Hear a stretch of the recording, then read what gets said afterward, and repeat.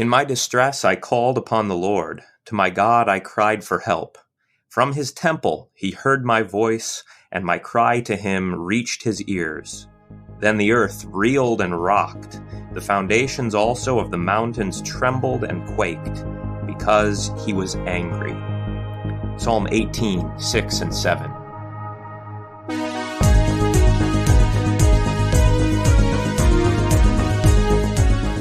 You're listening to A Word Fitly Spoken. I'm your host, Zelwyn Heide, here today with David Appold to talk about the book of Revelation. David, how are you doing?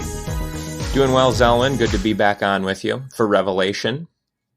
Always a good time. I'm enjoying continuing this series, and I'm going to be a little sad when it's all done, to be honest. I don't know about you, but... Yeah, the year will be 2024, and that'll be just time to start over. This is how you teach Bible class, isn't it? When I'm done with Revelation, I do Daniel. When I'm done with Daniel, I do Revelation.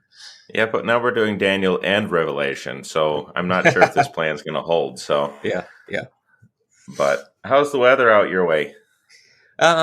It can't quite make up its mind whether. I think last time I was on, it was I thought spring was here. Now we're supposed to get another little bit of snow this weekend. Hopefully it's probably the last gasp of winter before spring really rolls in. But as of today, the sky is clear. The sun is shining. I think the forecast is 50 degrees. Spring is in the air. The grass is green. Buds are starting to come out on the trees, starting to flower, all good stuff. And meanwhile, up here, it snowed again. And it's a little bitter. It's a little bitter this morning, a little chilly. I don't have the exact temperature, but it's one of those mornings where you can feel it, you know. Are the leaves, are you seeing any signs? Are there harbingers of spring? Nothing yet? No, not even close. It's all still brown and white and gray. Brown and white and gray. It is a little overcast today, but I can see blue out my window, so that's always nice. But yeah, so it's not total sepia tones. No. Yeah. And I mean, we'll see the buds come out here soon enough, and I'm looking forward to the apple trees being in bloom again. That's always pretty. Do you have the heat lamps fired up yet? Not quite. No. It's not that cold, so. Well, I mean for your garden. Are you getting things ready? Oh, I haven't started too much yet. You have to understand, we can't really plant those kinds of plants in the garden until June. Oh, okay. So, I mean, it's getting close to being the time to starting inside, but it's not quite yet. Yeah. Well, February, I mean, here you got to get your broccoli, you got to get your lettuces, all those kind of things should be. Now, I haven't done it yet, but those things should be in the garage with the heat lamp going, because you want to be ready probably next week. It'll be time to start putting the garden in. And then you can plant your potatoes on Good Friday. Well, see, I just wait for you and Willie to tell me those things. I'm not quite as up to speed on my almanac as I should be. It all works out. But yeah, our growing season is just a lot shorter than yours. And so that's why we have to wait quite a bit longer. But yeah, at any rate, we should probably get into Revelation here. And we are continuing our discussion. We're picking up in chapter 15, since we finished with chapter 14 last time. But David, why don't you give us kind of an overview of where we've come from as we go into this chapter? Sure. We were in what we were calling the heart of the book. 12 through 14 is kind of the central vision within the big vision, where you see the dragon and you see his beasts and you have the mark of the beast. That was back in chapter 13. And then chapter 14 is sort of the outcome of that battle. Now in chapter 15, I think we move into, I'm going to say the end game, Zelwyn, but I make no reference to Marvel other than that's something that people talk about. It is moving into, I think, the final section, and you get it delineated this way. Then I saw another sign in heaven. So that's just a little indication. We're advancing to the next part of the vision, a new section in the book. And what we're going to see here in chapter 15 is very reminiscent of what we've already seen. This is why some commentators and I think anyone who reads the book, you don't have to be a commentator to recognize that there is a repetition. Now, whether it's all describing the same thing over and over and over again, or if we're kind of we're spiraling and advancing, we can discuss that. But you're going to have another series of 7 things that happen here. So we had originally the 7 seals that are broken open, then the 7 trumpets. Did I skip one? The 7 seals, 7 trumpets, and now we have the 7 bowls of the 7 plagues are going to be poured out on the earth. Sure. And you bring up Marvel because, you're trying to be relevant. I understand. Yeah. Yes, right. I mean, I think that most Missouri Synod parishes won't have Marvel sermon series for another 10 years or so, and then it'll be really that's just about how far behind the times we are. But yeah, it's when I say the end game, I mean we're coming into the final. We're moving into the very final things here. Right. You're just doing you're getting ahead of the curve, is what I'm saying. You're relevant. You're with it. So, but okay. So we're coming out of the heart of the book then, and we've talked about the beast. We've talked about the 2 beasts. The dragon. All of these things. And we've seen the victory of the people and all that. How does chapter 15 open then? I mean, where are we going from here?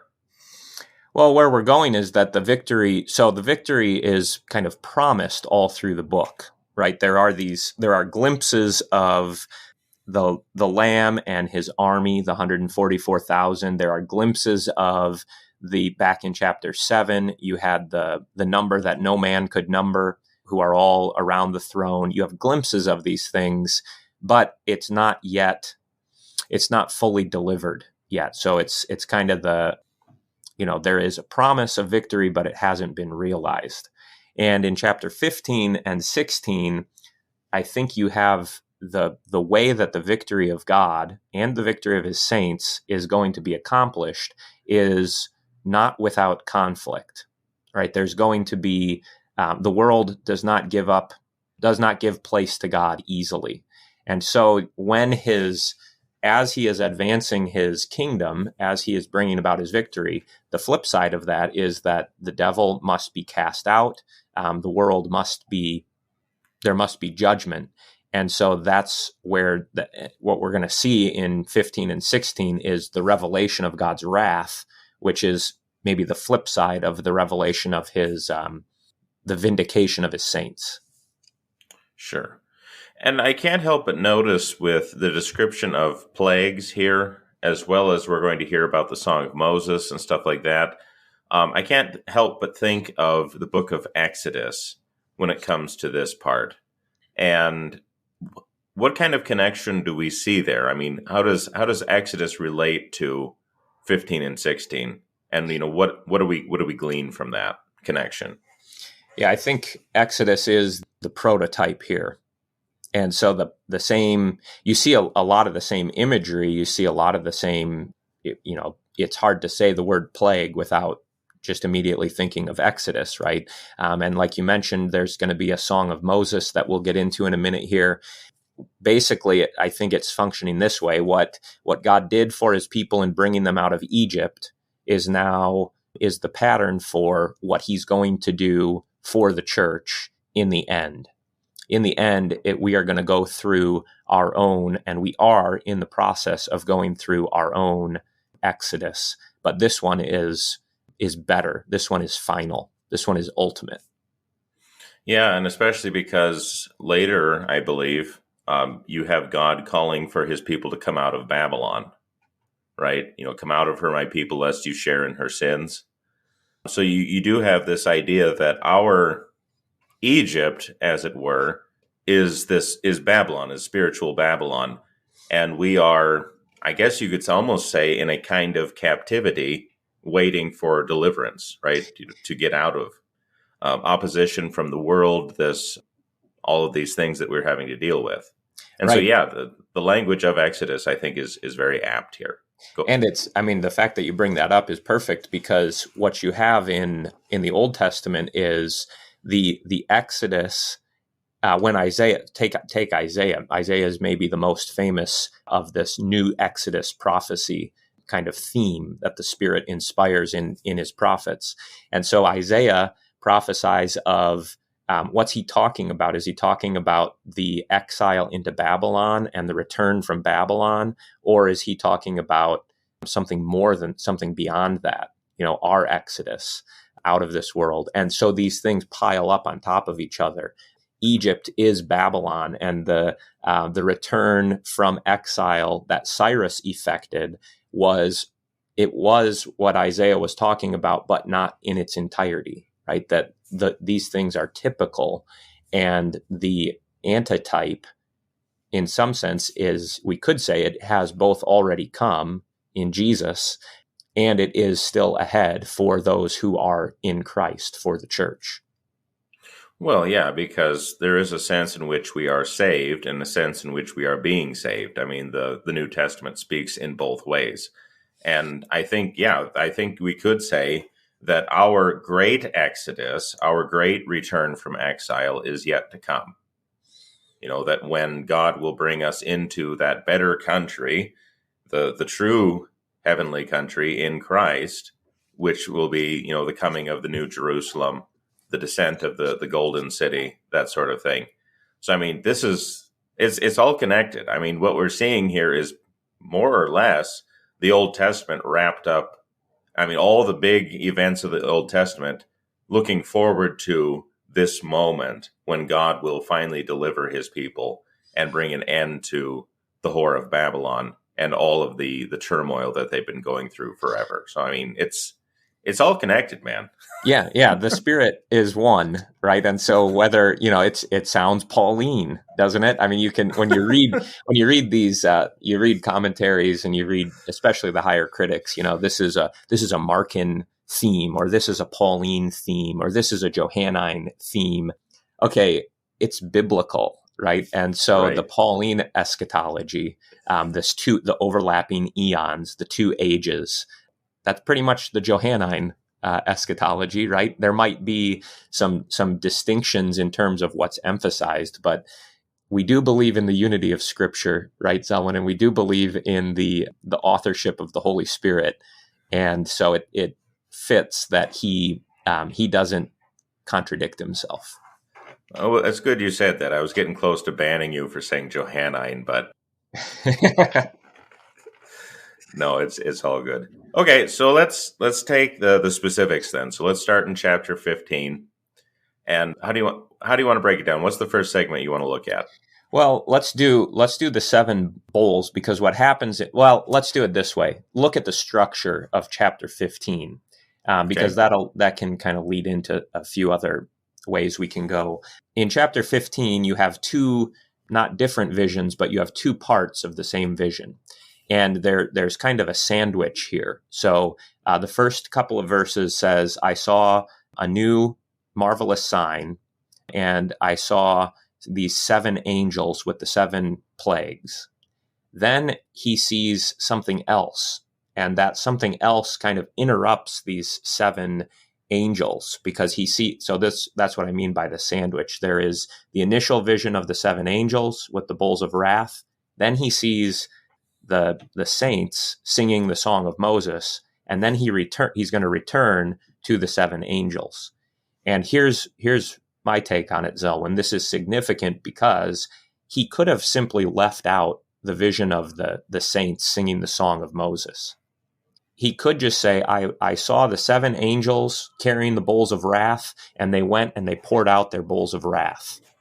But the song of Moses comes in at the beginning here, and we've seen this throughout the book of Revelation as a kind of promise before we get into the kind of terrifying signs. There is hope for the church, and so the vision is going to go away from the church, but we always have in the back of our minds here that the saints are going to be preserved even through these bowls of wrath. They're going to experience these plagues to some extent, but they're not going to be destroyed by them in the way that the world will be. Sure. Well, and you could also, because like if you look ahead into chapter 16, which we may or may not get to by the end of this episode, you have the usual interruption between 6 and 7, like we saw with the other ones, but it's not nearly as long, right? Because you just kind of have them gathering together, you have them assembling, and then the seventh, pours out his bowl. So in a way, what we have here is the same kind of interruption that we saw before between the sixth and the seventh with the seals and the trumpets, but instead it's heading it. I mean, he's putting it up front, which I think is significant.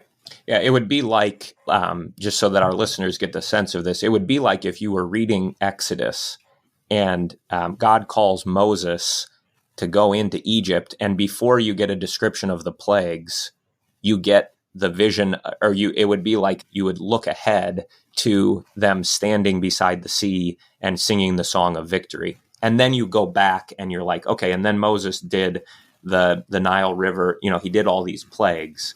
And so you would always know this is going to result in the people singing a song of praise for the deliverance of that they experience. So and I think that should color the way that we understand chapters 15 and 16.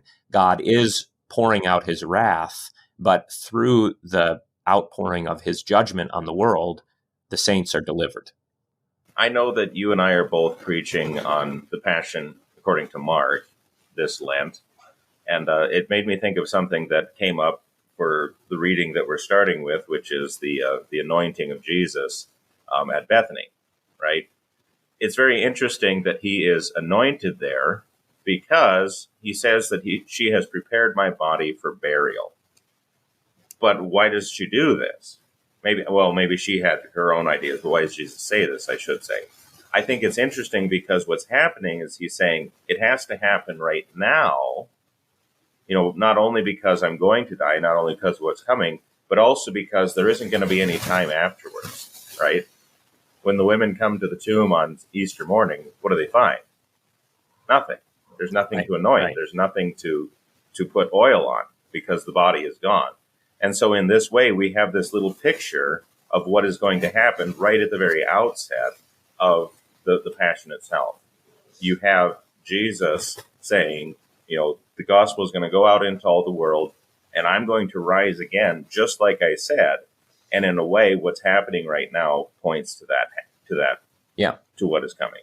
Yeah, see, I have told you all things before they happen, so that when they happen, you don't lose your minds. You just say, yes, everything is happening just the way he said that it would.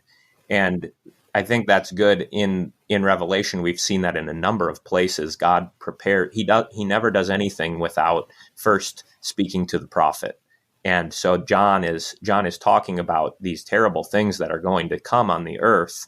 But before you lose your mind in fear and terror, remember, God is working all these things for the good of those who love him, who are called according to his purpose.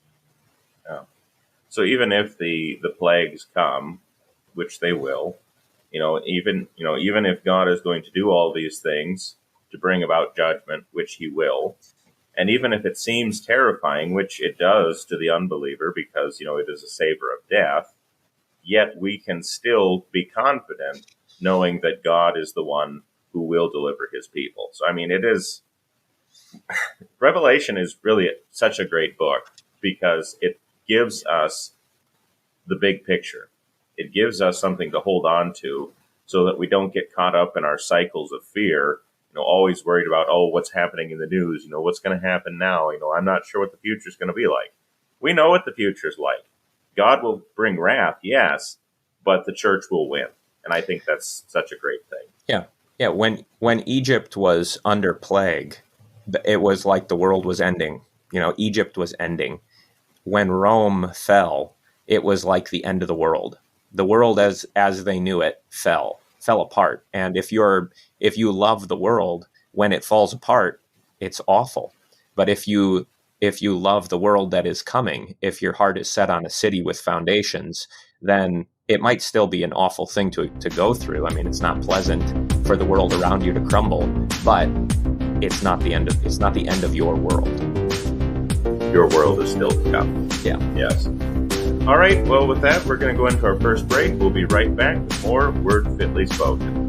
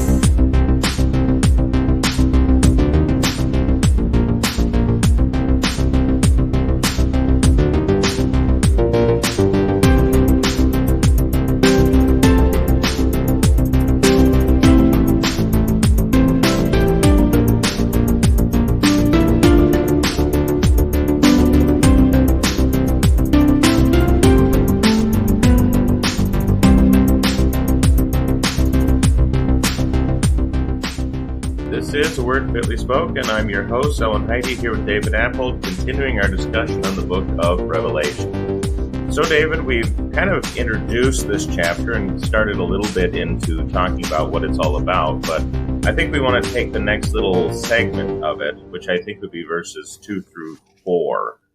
You want to lead us into that? Where do you want to go with that? Yeah, well, we've already said this is like the people of Israel at the Red Sea, but let's get the differences pulled out here. They're not, what he sees is not people standing beside the Red Sea. Okay, so it's described this way. I saw what appeared to be a sea of glass mingled with fire. So in place of the Red Sea, you have a glassy, fiery kind of a sea. And all those who had conquered the beast and its image and the number of its name, standing beside the sea of glass, with harps of God in their hands. Okay, so again, you can hear how similar this is to the Exodus, but in place of Pharaoh, now you have the beast, you have the image of the beast, and the number here is one of those. It's another person or something that has been conquered. Sure. But maybe we should start with the sea, the glassy, fiery sea, and talk about the difference there between that and the Red Sea. Sure. Well, usually the description of a sea of glass, especially like at the end of the book, I mean, the idea being that it's like smooth like glass, like, it's perfectly right. At peace. But then you have it mingled with fire, which kind of makes it an interesting contrast. I mean, what do you make of that? Yeah, I think definitely the glass is this picture of a perfectly, and we've all seen this at times where the water is perfectly still, and so it looks like you could just walk right across it. Right, it's reflective. And the fire there could be that the fire is an indication of the fiery abyss somehow. But I think here the image is of it's a perfectly peaceful. It's an image of glory, the glorious, glassy, fiery. It shines with fire. And so the fire is not a symbol of destruction, but it's a symbol of glory. Okay. And so what are they doing standing by the sea then? I mean, because I know in Exodus, okay, they're standing by the Red Sea with their instruments, music, singing because of the victory which God has just won over Pharaoh, right? They've seen the Egyptians dead. They see their bodies on the seashore, and so they sing a song of victory, a song of praise to the Lord. I mean, is that kind of what's happening here, or what are they doing? Yeah, so the the Red Sea was what had been left behind. It was the place where God's judgment was given on Pharaoh in its fullness, right? Pharaoh is buried down under that sea. And so now as we come to the end of the book of Revelation, I think similarly here, this glassy sea is what used to be in turmoil. And it is the old world that is now, it's perfectly still. God has, and this is what I mean by you get a vision of the future. This is the fancy word is proleptic, right? It is a scene in advance of what is still to come. So they're doing the same thing that the people of Israel were doing before. They sing a song of praise. But it is worth kind of noting the differences, or at least comparing the Song of Moses with this song. Song of Moses is both looking back. In Exodus, it looks back on what God did to Pharaoh. He made him sink like a stone into the depths. And it also, in chapter 15 of Exodus, it looks ahead to how God is going to bring his people to Mount Sinai. And I think it even goes into the conquest of the land. So it is this song that both has a past and can anticipate the future. And in this one, in this song, so looking at verses 3 and 4 here, you have a vision, basically a vision of what is to come more than anything, right? So, yes, just and true are your ways, O King of the nations. Great and amazing are your deeds. Through your righteous acts have been revealed. They're going to see this, but, who will not fear, O Lord, and glorify your name? For you alone are holy. All nations will come and worship you. Which is also interesting because the nations that God is pouring his wrath out refuse to worship him. So, what do we make of that? How do we reconcile those two things? Yeah, this is what I mean. I think that you've got to read this as it is the anticipation of what will come about. So God is bringing his judgment on the earth, and it's going to affect the nations in their entirety. And we're going to see that when we get to the rest of chapter 15. But even before that happens, the saints are already anticipating the final victory. And we do know that some from those nations, as you mentioned, will not repent, but some from those nations will be called into the church. And so even before everything experiences God's wrath here in chapter 15, there is this note of hope. There is a note of victory. Does that answer your question? Yeah, I think so. Maybe it's also this idea that, well, like Paul says, every knee will bow and all will confess that Jesus is Lord to the glory of God the Father. Some will do that to their everlasting glory, to their everlasting joy, but others will do that to their everlasting shame, right? But all will be made to kneel. Yeah. And, say that Jesus is the Lord, that Jesus is the one who has conquered. Right. So, I think you could see a little bit of that here too. Yeah. One of the other things that's different about this song, it's called the Song of Moses and the Song of the Lamb. Okay. So the Lamb really is the important figure here, right? But he is Moses-like. Jesus is the greater Moses. The Lamb of God is the ultimate Moses. But you don't have the detail that you get in the first Song of Moses.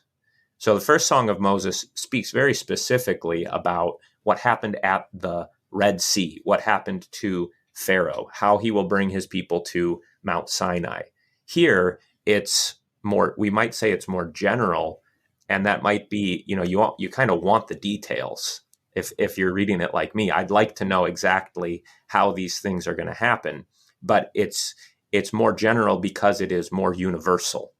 So, God's deeds have been revealed. His righteousness is being revealed, and that is not specified by the Song of Moses, even if we wish that the details would be. But yeah, no, I think with this vision, then, as we said before, you get a preview of what is to come. We're looking forward to the victory of the church, but now the revelation turns to a description of the wrath again, right? So the rest of this chapter, verses 5 through 8. So how do we make the transition then? How does the vision change as we move into the last part of this chapter? Yeah, in the last segment, I compared it to a sandwich. You had verse 1 introduces the 7 angels with their bowls of wrath. Then 2 through 4 is the song of the saints at the sea. with everything having, everything is glass, everything is calm. Now we go back to the seven angels. And I think the way to see the connection here, it's not like these things are totally disconnected. The connection is I think made when you see God's justice as being a central element of that song. The people are singing in joy because God's justice and his righteousness has been carried out. In the end, we will rejoice that God's justice, that his judgments are just and true, and they were enacted on the earth. Nobody in the end is going to say, well, that was a little too severe, or that wasn't severe enough. It's all going to be, he did what was right. He did what was just. And so the song of justice that they sing now has to be enacted through these plagues. Sure. And especially in the 16th chapter too, you get that same idea of, just are you, O Holy One, who is and who was, for you brought these judgments, right? Yeah. This idea that God bringing judgment down upon the nations for their iniquities and for their persecution of the saints will be something to celebrate. That we will rejoice in that day. I mean, I've said it before that it is a kind of gospel to say that, God will bring judgment upon the earth. I mean, you think of the Psalms, for example, like the Psalms 95, 96, 98, 99, all those ones in there, talking about God will come to judge the world with righteousness and the people's inequity. That is something to praise him for. And I think that's what we see happening here as well. Yeah, and so when we get into this language of wrath, and it's chapter 15 is full of God's wrath, that there are these seven bowls, he is pouring out his wrath. But the reason that I kind of led into this episode with that reading from Psalm 18 is because the anger of the Lord, his wrath being poured out on the earth, it is not unjust, and it's not, we do want it to come. Now, we don't want to pit his justice and his mercy against each other, because when you do that, then you get yourself into some really tight, difficult places that you can't get out of. Right? Do you want God's mercy or his justice? Well, I don't want to have to choose between those two things, right? And when we try to pit those against each other, I think we end up unable to really talk about passages like this in a way that is sound. Is that fair? Yeah. Well, I mean, you think of it this way. The two don't have to be pitted against each other, because mercy and justice can exist in the same thing. God shows us mercy in his son, Jesus Christ, by forgiving us our sins, by pouring out his judgment upon Christ, while at the same time shows his justice because it would be unjust to Christ to punish us again for what he has already paid for. Yeah. So the two are perfectly in line with each other. They're not at all pitted against one another. God is just and he is merciful at the same time. Because I think the thing that really ties them all together is his ultimate righteousness. God always does what is right, whether that is showing mercy or whether that is showing wrath. He's always doing exactly what needs to be done, and that's why we can praise him for what he's doing, right? Yeah.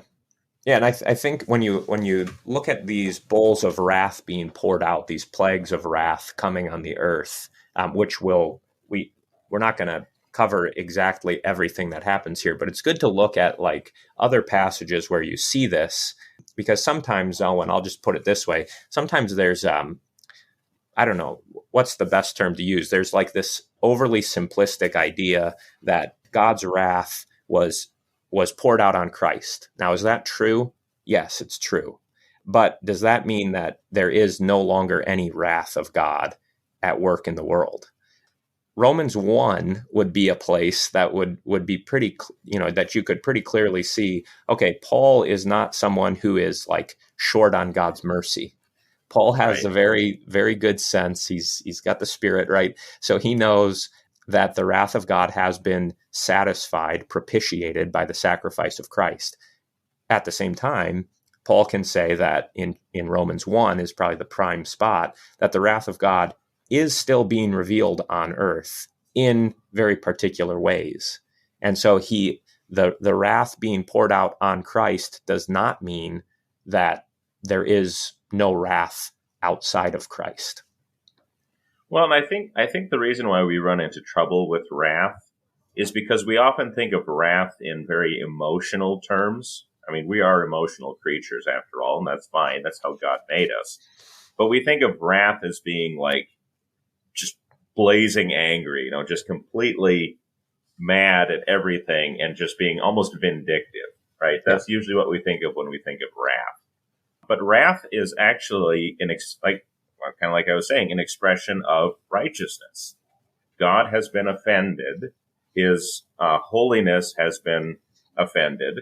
And so he has to bring judgment down upon what has offended. It is I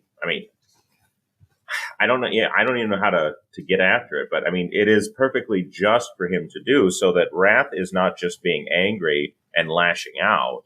Yeah. Wrath is doing what is right. No, I think you're right on. And when you go back to Psalm 18, this prayer for God to deliver, who is praying Psalm 18? Well, this is the prayer of David. This is also the prayer of Christ, who is the true David, the final David, and those who are in Christ pray for the same things as Christ. So the answer that David gets in Psalm 18 when he's in trouble, the Lord is going to deliver him.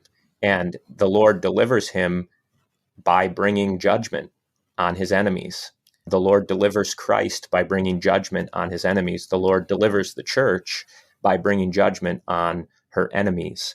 And isn't that if you go all the way back to the martyrs who were under the altar towards the beginning of the book, that's what they were hoping for. How long, O Lord, how long until you vindicate us? Now we're seeing that. We're seeing that vindication of the saints. Well, that's the whole purpose of the imprecatory psalms too. Break their teeth, break the teeth of the wicked. We don't like that language because it sounds, I guess, like I said, violent. It sounds, like lashing out. Mm-hmm. But this is a perfect expression of exactly what we're talking about. That God is going to bring judgment upon the enemies of the church, and in so doing, we will be delivered. It is good news for us that God brings wrath upon the earth. Yeah, and I think that as long as you keep that connection to justice, I think you'll understand these things as not, and the way you're putting it, Zelwyn, is really good. It is not just God being he is personally offended, but that's not unjust. It's not just that he's getting mad because he has thin skin and somebody said something that hurt his feelings. The wrath that's poured out is due to the rejection of the Lord. That the nations have not just made a little, they were politically incorrect in their speech or something. It's because they have sinned against the Lord, the creator of heaven and earth. Right. Well, let's look at maybe a couple of the more details here in this segment. So what we see already after the standing by the Red Sea is the sanctuary of the tent of witness in heaven. I don't know how else to read this other than the heavenly tabernacle. This is Hebrew's language, which of course is right up your alley. But this is also, even in Exodus, the tabernacle is described as being a copy of the heavenly thing, the pattern which was shown to Moses on the mountain. What do we make of the tabernacle being here? I thought we had a temple. What's this all about?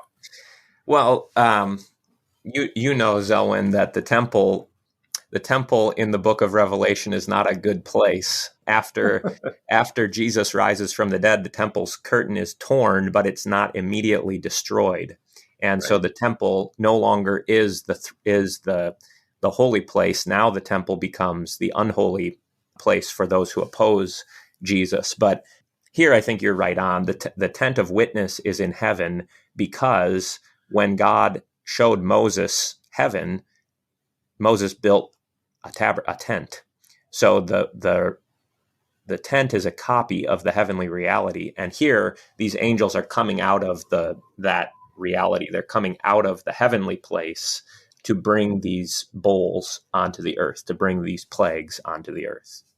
And is this another connection then to Exodus? Is this just another way of showing how this is all connected? Or is there a deeper significance to this tent? What do we make of it being here? Is what you mean I'm saying. Why is it not described as the temple? Yeah, why isn't it a temple? Why does it show up at all? Didn't God forsake the tabernacle at Shiloh? What do we do with this? Well, there were other places like this in the book of Revelation where I think it was when the thunders sounded that there were seen in heaven the Ark of the Covenant. And now we see a tent of witness. And I think what John is seeing and describing in these kind of Old Testament-y terms, he is seeing what those things in the Old Testament were just the copies of. And so, yes, he no longer needs the copies because the realities have come, right? So when Jesus ascends into heaven, the temple is no longer needed on earth because we have access to that heavenly temple.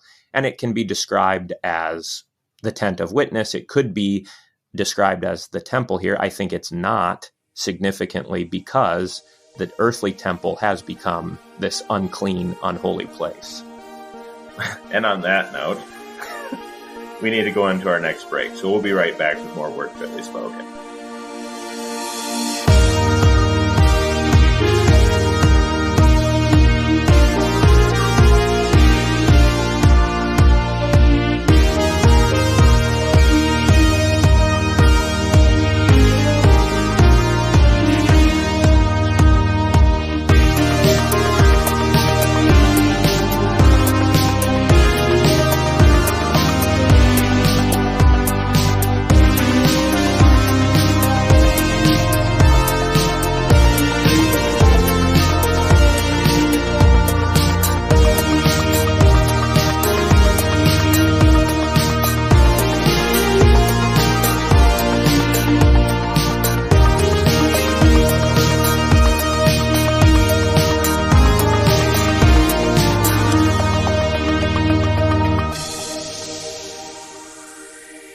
Welcome back to Word Fitly Spoken. I'm your host, Zelwyn Heide, here with David Appold, continuing our discussion of the book of Revelation.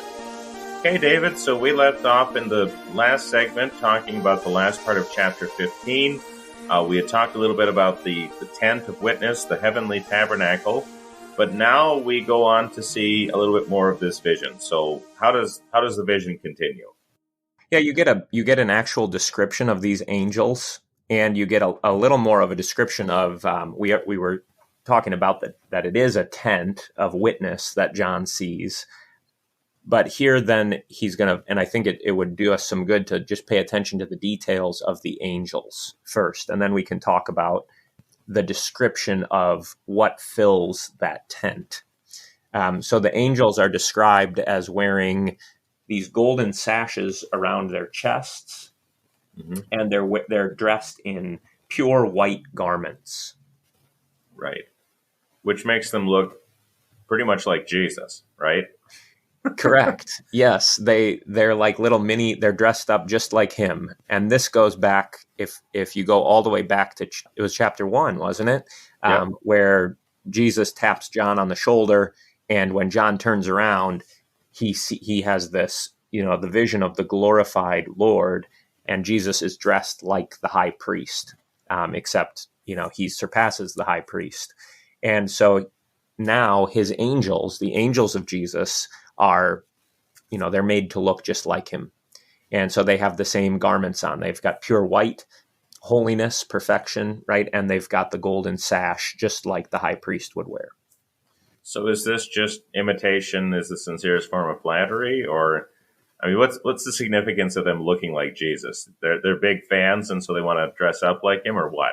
Well, it's yeah, I mean, yes, to some extent, right? Those who love the Lord become like him. And that's true for us. It's also, I think, true of the angels. But if you think of who would come out of the tent on earth when the tent of meeting was on earth, the high priest would come out, right? And the high Right. priest was the reason there's so much attention to the vestments of the high priest in the book of Exodus is because the high priest was meant to look, he was clothed in the holiness of God. He was clothed in the holiness of the Lord. And so when he comes out from the holy place, when he comes out from the most holy place on the Day of Atonement, he comes out as God's representative, right? And so he brings the people to the tent and he intercedes for them. And then he, as the high priest, brings God out to the people. He brings a word from the Lord and gives them the benediction. Well, here, these angels are coming out as representatives of Jesus, clothed in him, dressed like him, looking like him. And so what they're going to pour out on the world comes from the conclusion then is, I mean, I think it's a fairly obvious conclusion, but they are bringing the message of the Lord into the world. Well, yeah, because how often are the angels described in all of the Bible, really, as being the ministers of God, carrying out his judgments, doing his bidding. So, yeah, I think in this way, looking like Jesus shows that they are carrying his authority, that they're carrying out his will on the earth. And Jesus is employing them for this purpose. And yeah, but I mean, it's also significant then that they are coming out of the sanctuary, right? That they are the ones who are stepping forth from the holy place, from where God is. Because remember, in the book of Exodus, the very inner part of the sanctuary, the Holy of Holies, where the Ark of the Covenant is the place where God sits. It is his space. It is where he is. To be in there is to be in his presence. And so the seven angels coming out from the sanctuary show that they are coming out from his presence, that they are carrying out his will after having been in the heavenly council, so to speak. I mean, you think of Job too, right? That the sons of God were gathered together and Satan was among them, but that's a different thing. Sure. Right. But I mean, but that they see him, they adore him, but then they also come out to carry out his will. And I don't think we should overlook that as well. Yeah, now as you're talking here, it makes me think of just some of the things we've discussed before that are worth bringing out again. When John sees into heaven, what happens in heaven then almost always comes down on earth, right? So you don't get this sense that heaven and earth are these totally two separated spheres that never have any interaction, but that what he sees taking place in heaven is then going to come down onto earth. And when you talked about Job, that's what made me think of it. What transpires in heaven between the conversation between the Lord and Satan there, then is what happens in the whole rest of the book of Job. And so Right. you don't have this sense of heaven and earth are two totally different spheres. They have nothing to do with each other. No, it's like we pray on earth as it is in heaven. May thy will that is done always in heaven now take place on earth. And that's what you see here. The justice of God is going to be carried out on earth, and it's going to be experienced as wrath over those who are resisting him. And I also think it's interesting that it says, verse 7, one of the four living creatures gave to the seven angels 7 golden bowls full of the wrath of God. So I guess we see a little bit of the heavenly bureaucracy here. Right, because you have the four living creatures described in the book of Ezekiel as the cherubim. They themselves are angels, and they are the ones who sit around the throne of God. They are his throne guardians, if you will, the ones who sit closest to him. They hand to these other angels, one of them hands the 7 bowls. So it's kind of God gave the order, and the cherubim, I guess his generals, if you want to put it that way, are giving the order, the chain of command in heaven. I don't know. Yeah. No, I think you're right. Now, that does introduce another question in my mind, though. We've talked about this before. Remember, at other points in the book, the angels were like, if you think back to the letters, write to the angel of the church in Ephesus, or write to the angel of the church in Smyrna. Those angels, are they actually angelic beings, or are they the messengers of the church, the pastors? Here, I mean, is that even possible, Zelwyn, that these angels might not be angelic beings, but that now what's going to come in chapter 16 is I don't know, I mean, this might be a stretch, but is it the message that goes into the world? Does the message of the church, the messengers of the church, carry a bowl of wrath that they pour out? Okay, I think that's getting a little far. I like where you're going. I like the thought, but I do think that these are actual angelic beings. But that's not to say that, like with the chain of command, so to speak, that you couldn't have, from God to an angel to an angel to a man. We see Mhm. that happening all the time, right? It God happens to has, John, right? it happens. It's what's happening to John. So it's happening to John. It's what happens to Daniel. Oh man, greatly loved. I've been sent to bring you this message, that sort of thing. So yeah, I do think that we could say the angels bring like the message, like we saw earlier, the angels flying overhead. Hmm. They do bring a message which is to be proclaimed, and that message is also the message of the church. I mean, we have here the actual declaration. God's wrath will be poured out. That is a message that men have been sent to proclaim. I do think that that is all connected, but the actual wrath itself, I think in this case, is the angelic beings pouring it out on behalf of God and at His command.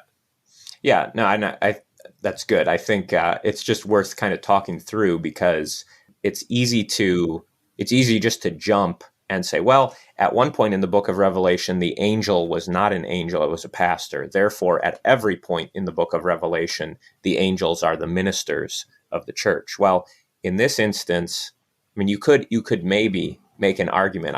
I would be open to hearing an argument for how the preaching of the Word of God affects these things in the world.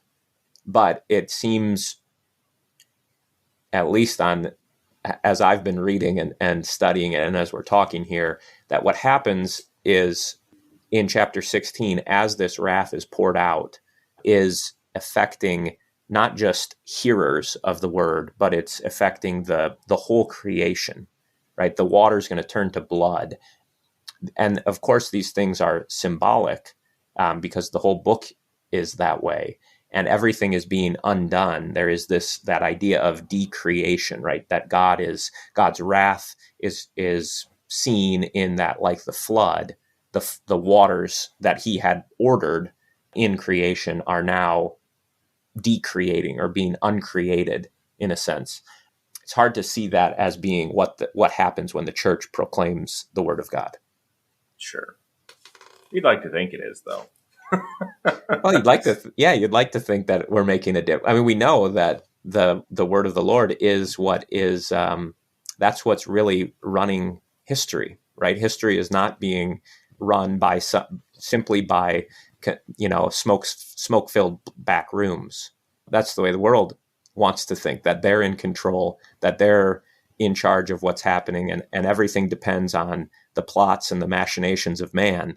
But the Lord sits in the heavens and He laughs at such things. He has his king set on His holy hill, and actually the arc of history bends towards pulpits and fonts and lecterns and altars, right?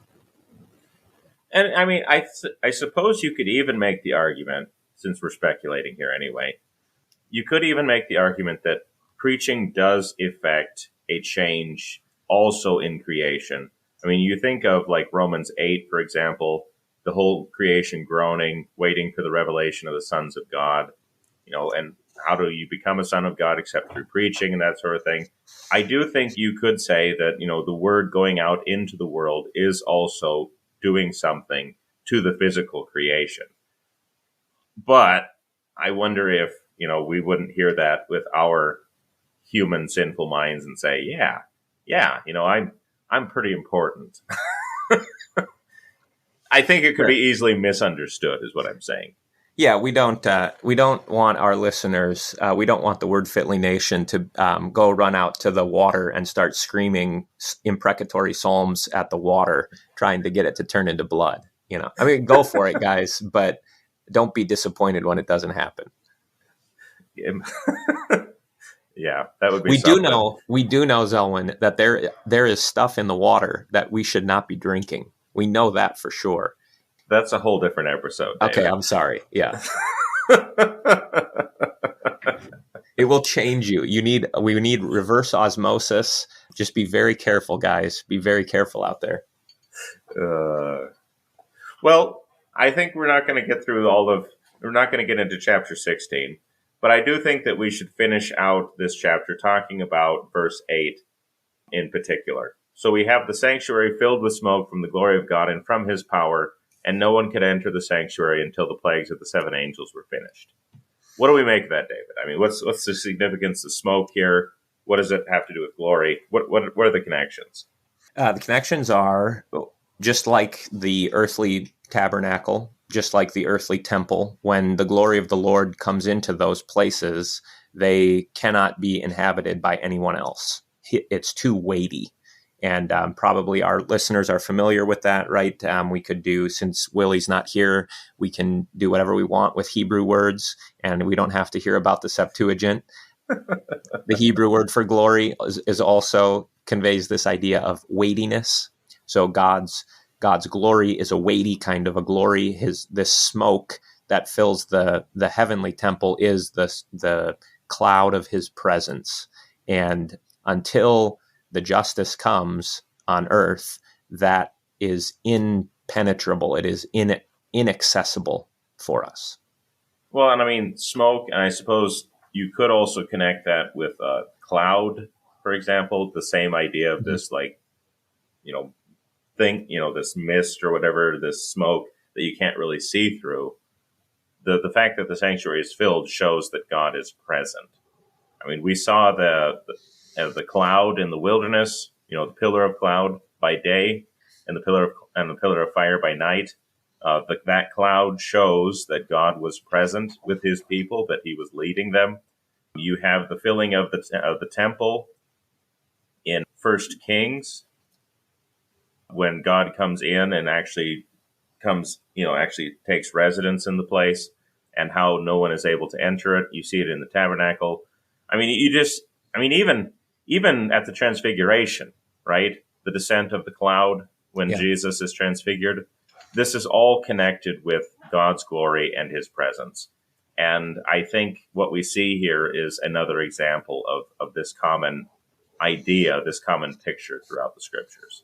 Yeah, those, and I think, maybe this is overly specific. I don't know, Zelwyn, you can give me your reaction here, but those are often the attendant signs of the whole, particularly associated with the Holy Spirit.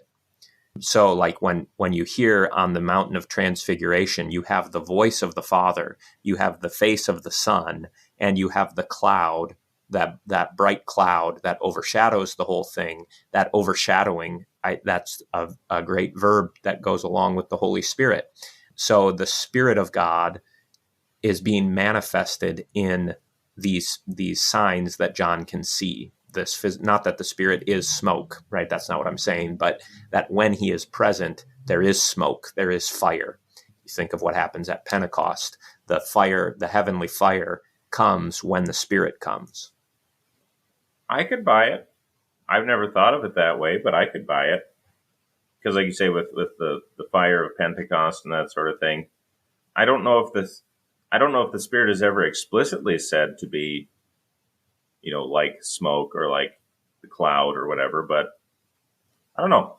I could be convinced. I'll give you that.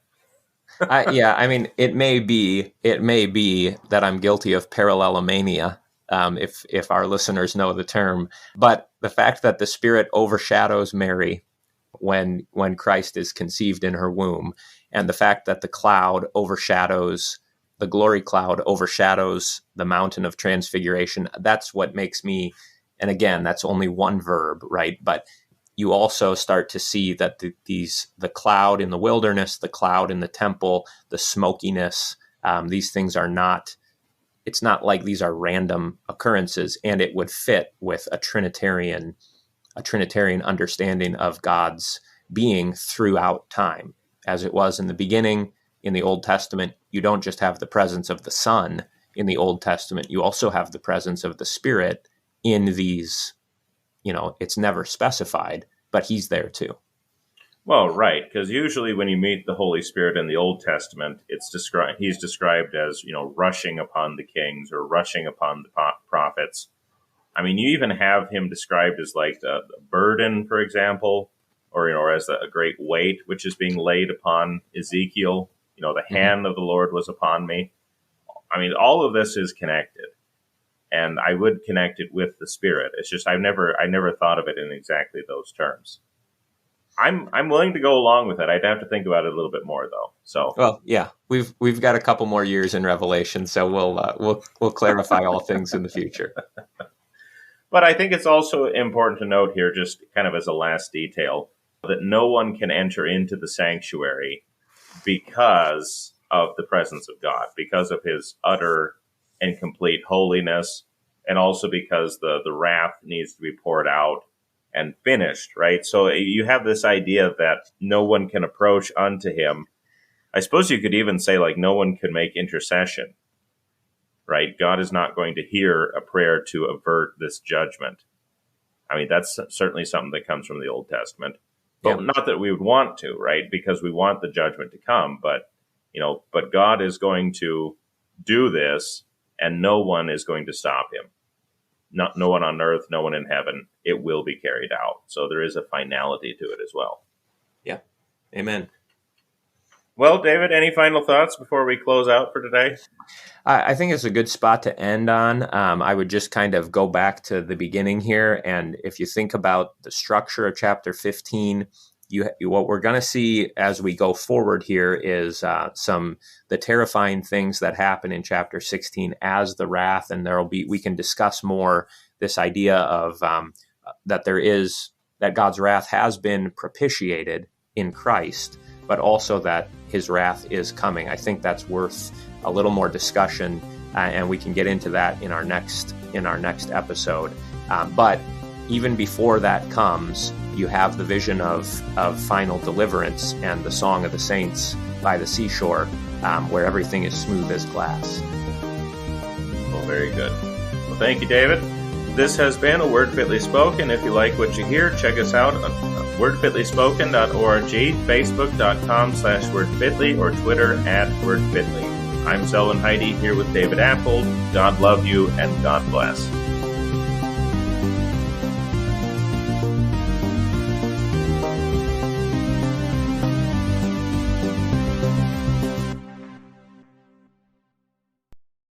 Smoke went up from his nostrils, and devouring fire from his mouth, glowing coals flamed forth from him.